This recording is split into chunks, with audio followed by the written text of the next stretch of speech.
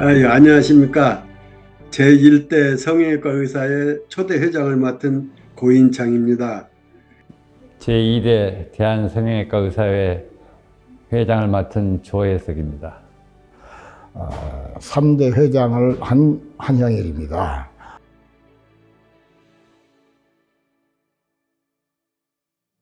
제5대 성형외과 의사회 회장 조인창입니다. 2004년부터 2006년 제6대 성형외과 의사회 회장을 맡은 김영진입니다.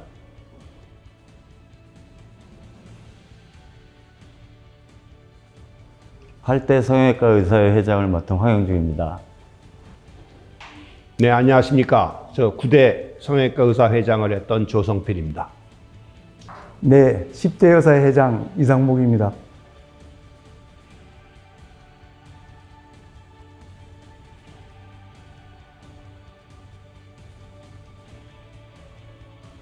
네, 안녕하세요. 15대 의사회장을 역임했던 윤인대입니다.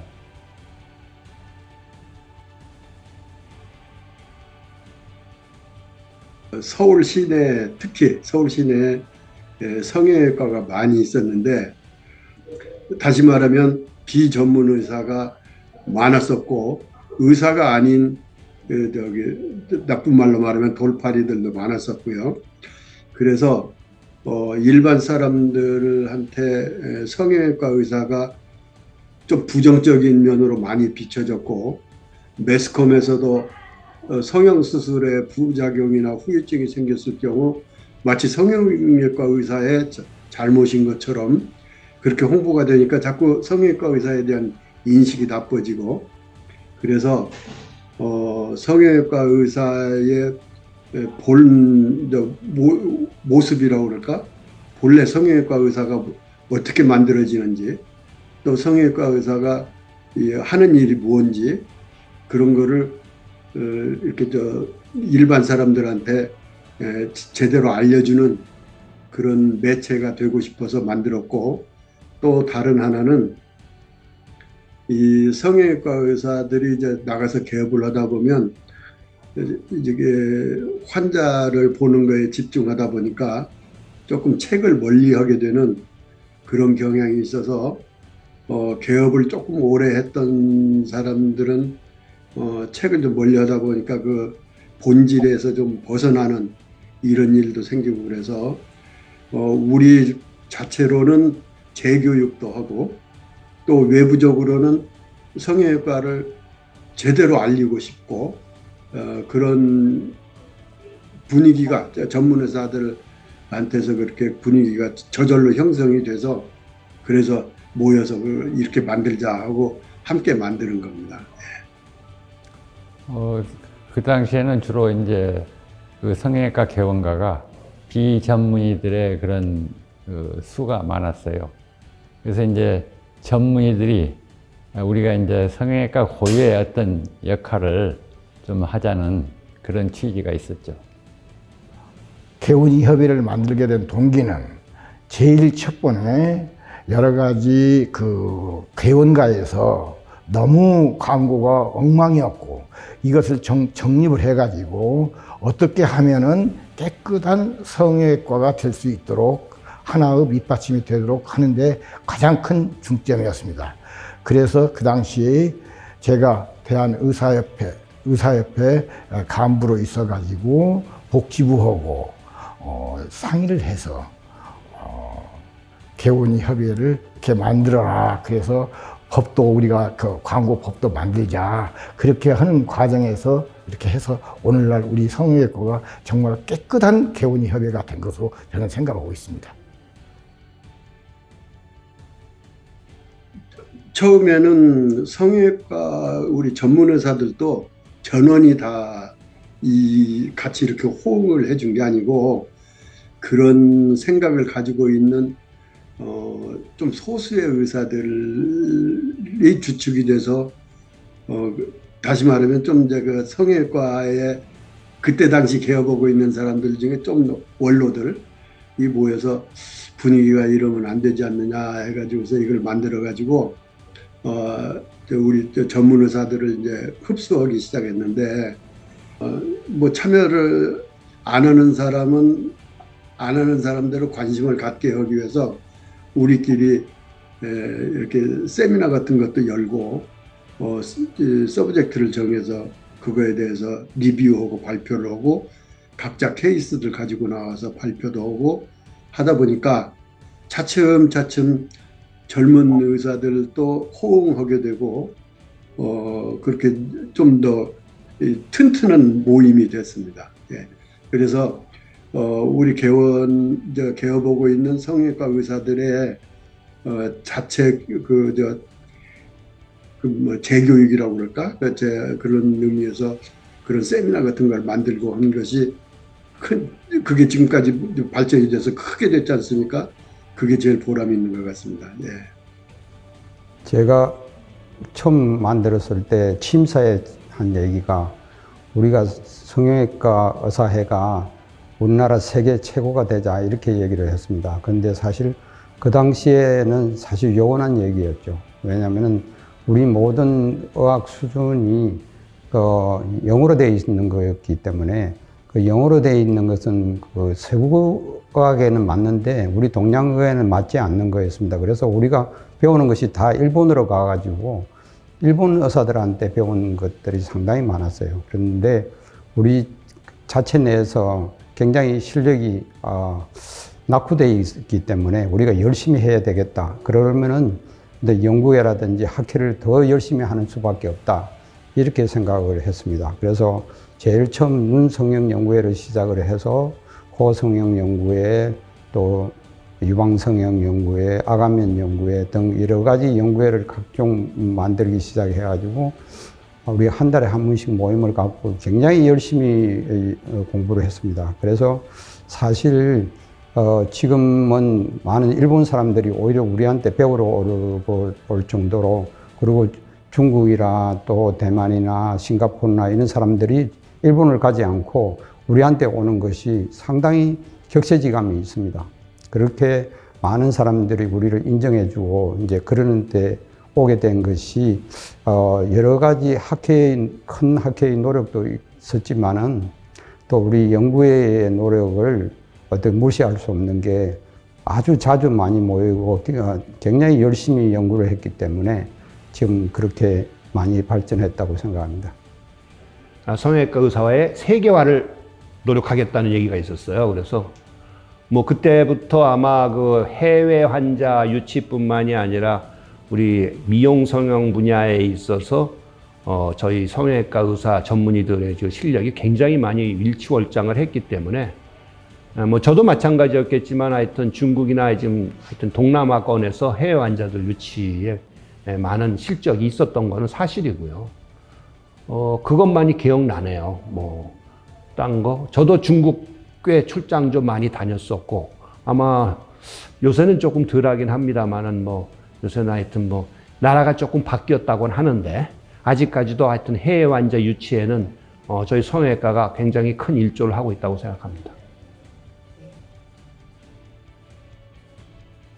우리 가장 기억에 남았던 게 무엇보다도 부가세, 미용 성형에 대해서는 부가세를 도입하겠다고 복지부 장관께서 이미 공시를 했습니다. 그럼에도 불구하고 우리가 그때 그거를 뒤집었다는 거죠. 그런데 우리가 처음에 시작할 때는 사실로 바위의 계란치기였습니다. 그래서 이거는 거의 불가능하다고 그렇게 생각했었는데 김영진 그 부가세 대책위원장과 또 한영일 고문과 저가 3명이 과천종합청사를 그들락날락 하면서 엄청 열심히 싸웠습니다. 그래서 결국은 그거를 저지를 시켰습니다. 그게 우리 회원들이 굉장히 많이 협조해줬고 물심양면으로, 근데 후원금도 엄청 많은 후원금을 우리한테 지원해 줬습니다. 그래서 그게 가능했었습니다. 그래서 그게 가장 기억에 남는 일입니다. 저희들은 부가세 대책위원회를 구성을 하고 제가 위원장이 되고, 그때 당시에 부회장이었는데 그 위원장이 되고 피부과는 같이 도움으로 해서 성금을 모으고 같이 해서 전격적으로 추정을 하기 시작했죠. 간사로 국강식 선생을 간사로 두고 솔직히 말씀드리면 한 4개월 정도는 정말 여러 가지로 엄청난 일을 했습니다. 공청회를 했고, 공청회를 만들 때 저희가 주관을 했어요. 공청회를 그렇게 하고, 그 다음에 세제시를 항의 방문하고, 그 다음에 책자를 만들고 해외 사례 연구하고 국회를 뛰어다니고, 그 다음에 여러 가지 엄청난 노력을 했음에도 불구하고 정말로 혼신의 힘을 다했죠. 그런데 12월인가 11월쯤에 그 국무회의에서 결국은 통과시켰습니다. 그래서 그 다음부터 내년부터 시행하는 거로. 그런데 그 후로 계속 말씀드리긴 곤란하지만 국회나 정부 여러 가지 언론사 이렇게 해서 시민단체 총괄을 해서 지금 말하기가 좀 곤란한 소위 대외 로비를 했다고 할까요? 합법적인 로비였죠. 그 당시로서는. 하고 해서 결국은 재경부 장관이 뉴욕에 가서 그거를 공식적으로 발표를 했어요. 그럼에도 불구하고 그 다음 해 대통령 선거가 있었는데 3월 달에 직전에 바로 취소한다는 발표를 이끌어냈습니다. 전부 다 아침에 제가 그래서 그 학술대에 분당 서울대학병원에서 학술대회 때 아침에 발표를 해서 가서 그걸 발표하고 제가 그 앞에 나가서 여러분들한테 설명하고 기립박수 받았던 게 참 기억이 나네요. 네. 네, 전임 황영중 회장님 때 아주 하여튼 김영진 전임 회장님과 같이 하여튼 엄청나게 잘 막아주신 거를 저도 노력은 했습니다. 근데 뭐 국회 앞에 가서 피켓 시위도 했었고 뭐 국회의원들도 좀 만나 뵙고 하긴 했는데 결국은 저 때 맞았죠. 그래서 저는 전 회원들한테 대단히 죄송하다는 말씀을 드려야 될 것 같고요. 물론 시행은 조금 더 늦게 됐지만 제 기억으로는 2011년대에 부가세가 국회에서 통과가 됐습니다. 그래서 현재는 아시다시피 미용성형은 보건의료도 아니라는 대통령 말씀까지 하시는 지경까지 가서 좀 죄송합니다. 그리고 이제 제때 들어와서 그 부가세의 항목이라든가 구체적인 그 내용을 우리가 기재부하고 협의하게 돼 있었습니다. 그래서 국회에 여러 번 가서 그 구체적인 안에 그 항목을 조절하는 데 있어서 그게 시간을 많이 우리가 투쟁을 하면서 우리한테 좋은 쪽으로 그걸 유도를 해서 그래도 무사히 통과는 됐지만은 최대한의 우리의 어떤 이익을 관찰하려고 노력은 했던 것 같습니다. 네. 그러니까 그게 2012년부터 14년이 제 임기였는데 그 당시에 병원들이 대형화가 되기 시작했습니다. 큰 병원들이 선생님들이 한 병원에 10명, 20명 이렇게 근무하는 대형화된 병원들이 생기면서 그때부터 이제 대리수술이라는 새로운 하나의 그 의료의 형태라고 할 수 없는 그런 일이 벌어지기 시작했던 거죠. 그래서 우리 의사에서는 그 당시에 그걸 큰 하나의 우리 성형외과 의사의 큰 과제로 잡고서 거기에 대해서 대처를 해 나가기 시작했던 겁니다. 네. 코로나 시기를 겪으면서 대면 활동이 다 중지되었습니다. 그래서 의사의 행정 업무도 다 비대면으로, 회의도 줌 회의로 하게 되었고, 또 업무를 대면으로 모여서 태스크포스 팀이 운영하던 것을 그걸 이제 단체 카톡방을 활용해서 업무를 보게 되고, 그렇게 하다 보니까 처음엔 많이 어색했지만 또 비대면의 어떤 자유로움과 비대면의 효율성을 또 느끼게도 되더라고요. 하지만 이 비대면의 활동이라는 것은 남들한테 보여지지 않는 부분이 많아서 특히 제가 회장을 맡고 있었던 그 시기에 묵묵히 충실히 업무를 진행해 주셨던 임원진들께 다시 한번 감사드립니다.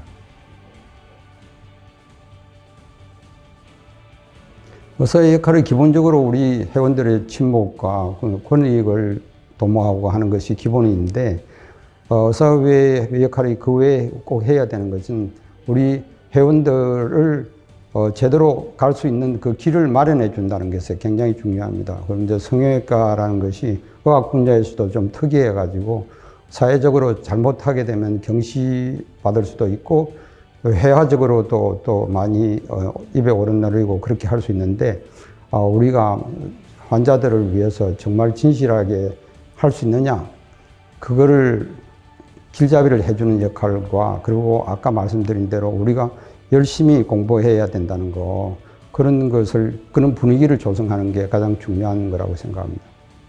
저는 의사의 역할이 그전에도 뭐 우리 후임 회장님한테도 조언을 할 때도 그랬는데, 회원들한테 이익을 줄 수 있거나 아니면 즐겁게 재밌게 할 수 있거나 두 가지 중에 하나를 택해야 된다고 말씀을 드렸었는데, 그래서 친목을 다질 수 있는 행사들이나 이런 모임들을 좀 자주 만들어 주시는 것도 좋을 것 같고, 그 다음에 우리 회원들이나 성형외과 의사회에 손해가 나거나 뭐 악의적인 그런 소문이나 기사들이 있으면 거기에 적절하게 대처해서 앞장서서 의사회에서 그런 거를 예방하고 막아주는 게 좋다라고 생각을 합니다.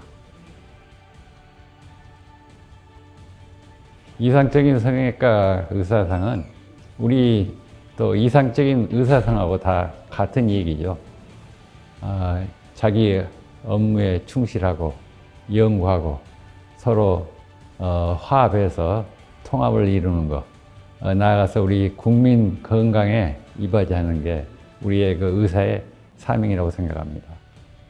이상적인 의사 모습이 우선 가장 중요한 것은 공부를 열심히 해야 된다는 거고, 연구를 열심히 해야 됩니다. 왜냐하면은 성형외과 개업이들이 다른 과과 가장 큰 차이는, 일반 과들은 자기네들이 레지던트 기간 중에서 배웠던 거 그거로서 다 써먹지 못할 정도로, 그 중에서 한 50% 또 30%만 써먹고 나머지 그 좋은 지식도 사실은 여러 가지 사정에 의해서 개업하고 있는 사람들이 써먹지 못할 정도입니다. 그런데 반대로 성형외과에는 4년간 레지던트 했던 기간이 개업한 사람들한테는 굉장히 부족합니다. 이제 말하자면은 우리가 대학에서 배웠던 레지던트 기간 동안에 배웠던 것은 실제 개원의에서 배울 수 있는, 써먹을 수 있는 것은 기초적인 것에 불과합니다. 그런 나무로 말하자면은 뿌리만 배운 거죠. 그래서 줄기를 또 맺어야 되고, 가지를 뻗어야 되고,